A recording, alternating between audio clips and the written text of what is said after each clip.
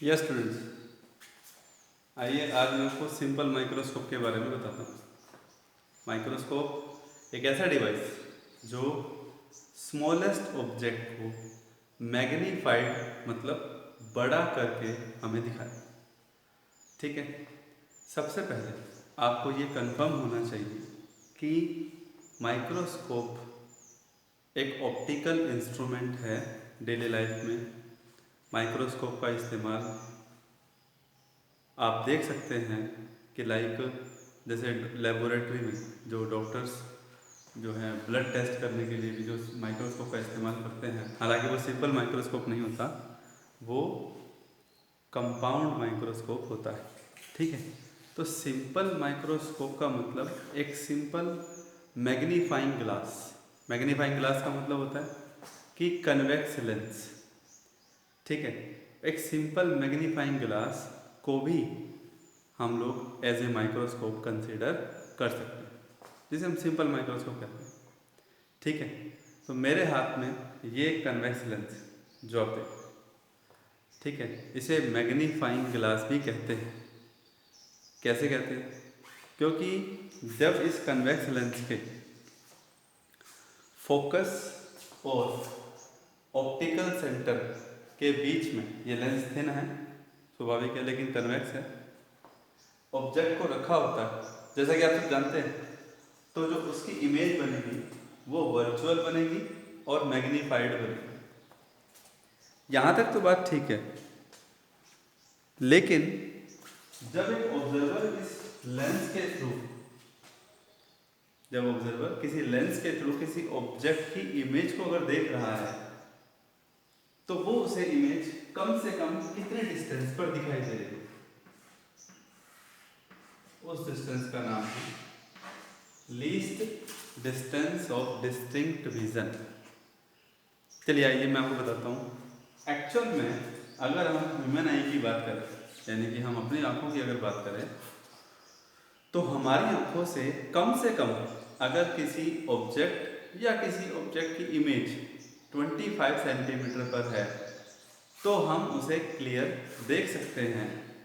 लेकिन 25 पे अगर हम देखते हैं मिनिमम, तो भी हमारी आंखों पे थोड़ा जोर पड़ता है। हमारी आंखों की जो नर्वस सिस्टम है, जो हमारी आंखों का, उस पर स्ट्रेन मतलब जोर पड़ता है देखते वक्त। लेकिन 25 से अगर आप आगे की बात कर रहे हैं तो स्वाभाविक है, तब तो हमें क्लियर दिखाई दे ही रहा है। तो 25 सेंटीमीटर जो है वो मिनिमम डिस्टेंस है। 10th क्लास में भी आपने पढ़ा होगा कि नियर पॉइंट और फार पॉइंट, एक ह्यूमन आई का नियर पॉइंट 25 सेंटीमीटर होता है, और नियर पॉइंट का मतलब आंखों के नज़दीक की वो डिस्टेंस, वो पॉइंट जहाँ पर वो किसी ऑब्जेक्ट या ऑब्जेक्ट की इमेज को क्लियर देख सकते। ठीक है, नंबर 2। और फार पॉइंट का मतलब उस नियर पॉइंट से आगे तक, मैक्सिमम दूर तक जितना देख सके, और दूर तक देखने की कोई लिमिट नहीं है, एक शर्त पर, अगर ह्यूमन आइज स्वस्थ हैं, हेल्दी। अदरवाइज आपको मालूम है मायोपिया, हाइपरमेट्रोपिया, ये कुछ प्रॉब्लम्स हैं जो लोग फेस करते हैं, जिनको दूर का दिखाई नहीं देता है, जिनको पास का दिखाई नहीं देता है, उन लोगों को चश्मा लगता है। ठीक है, और उस चश्मे में कन्वेक्स लेंस या कनकेव लेंस का इस्तेमाल होता है एज पर रिक्वायरमेंट। रेस बायोपिया भी होता है, एस्टिग्मेटिज्म भी होता है। तो ये कुछ प्रॉब्लम्स हैं जो आप लोग अभी पढ़ते भी आए हो, और फिलहाल हमारे सिलेबस में भी पार्ट में ये नहीं है, लेकिन हमें कम से कम इतना ज़रूर मालूम होना चाहिए कि least distance of distinct vision मतलब नियर पॉइंट होता है, और उससे आगे तो हम कंफर्टेबली देख ही सकते हैं। ठीक है, तो आइए देखते हैं कि जैसे ये कन्वेक्स लेंस है, तो सिंपल माइक्रोस्कोप के केस में हम दो केसेस पढ़ेंगे, दो सब केसेस पढ़ेंगे। तो पहला जो हमारा सब केस है, या मैं कहता हूँ केस फर्स्ट, वो ये है कि जब हम इमेज की जो लोकेशन है वो कहाँ पर बन रही है, वो बन रही है at the least distance of distinct vision. ठीक है, व्हेन फाइनल इमेज या when the image formation, when final image formation takes place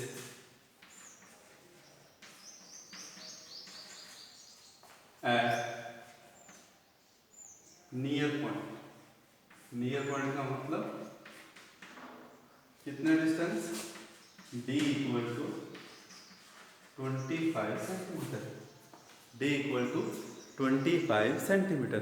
it's okay students. तो यहाँ पे मैंने क्या किया कि ऑब्जेक्ट यहाँ रखा हुआ है ए बी।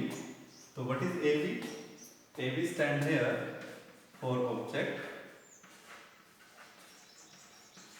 और a dash b dash stand here for its image, for its image. I hope you understand. Okay, so the point is कि ऑब्जेक्ट ए बी है, image A dash B dash है और virtual है।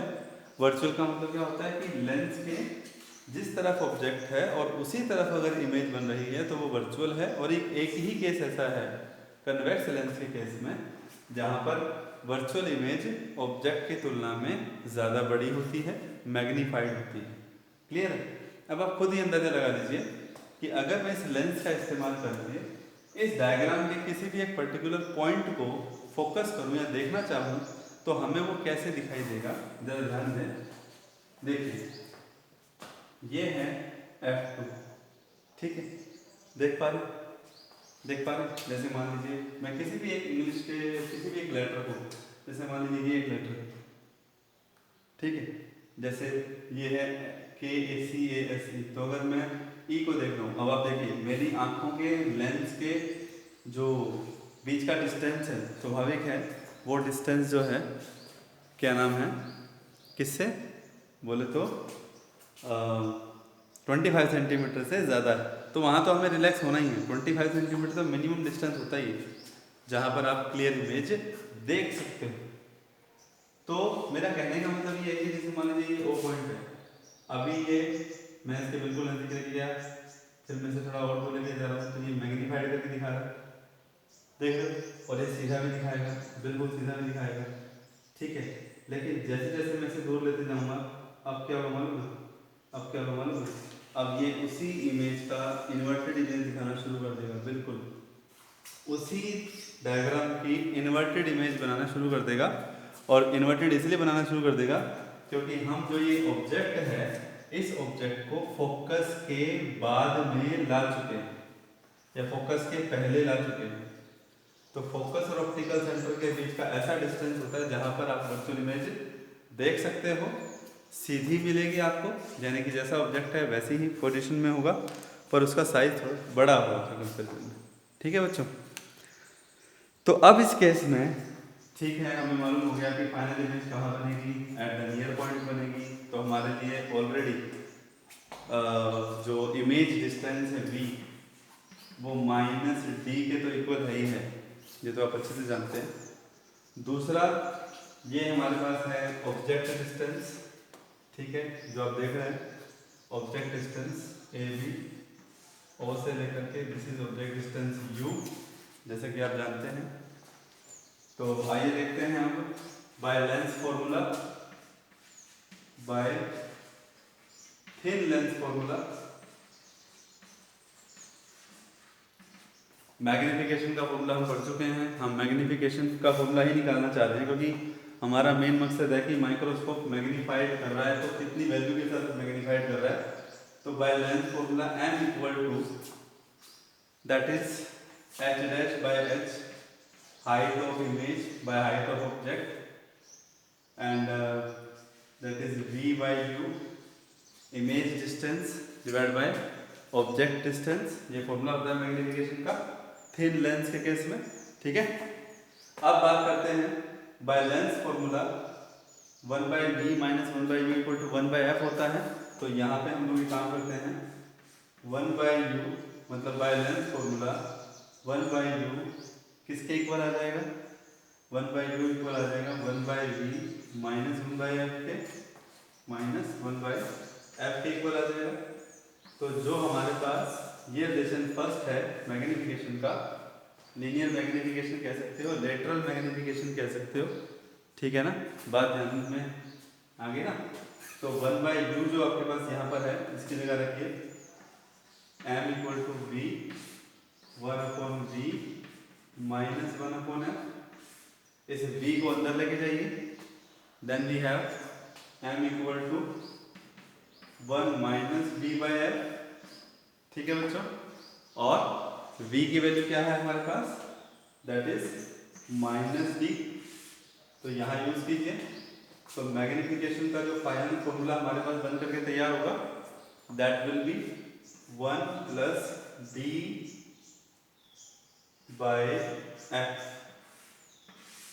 1 + d/f। So this is what?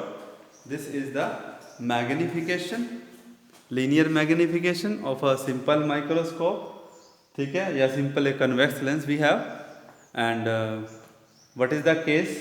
The case is the final image formation takes place at the near point। और मैं फिर से ये बात कह रहा हूँ, new you can say that new era, new method to tackle with this kind of topic, कि आपको 25 सेंटीमीटर मिनिमम डिस्टेंस तो है ही है। ये आपको मैं बता देता हूँ, ये नियर पॉइंट और फार पॉइंट का जो हमारा काम है, ये हमारे काम आएगा माइक्रोस्कोप में भी और टेलीस्कोप में भी।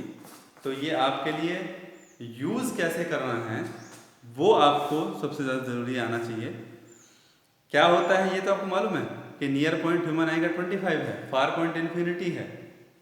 Is it clear? तो इमेज फॉर्मेशन यहाँ पे कम से कम नियर पॉइंट पे होगी, तभी हम लेंस के थ्रू देख पाएंगे। यहाँ से देख पाएंगे। तो मैं कह देता हूँ ऑलरेडी कि ऑब्जर्वर जो आई है वो ये, समझ पा रहे हैं? ठीक है, ऑब्जर्वर आइज। ठीक है, तो मैं लिख भी सकता हूँ observer I. Okay, I hope you understand. ठीक है ना बच्चों? आई होप कि आपको समझ में आया होगा कि ऑब्जर्वर लेंस के दूसरी तरफ से जब ऑब्जेक्ट को देखता है तो उसे मैग्नीफाइड इमेज दिखाई देती है। ठीक है।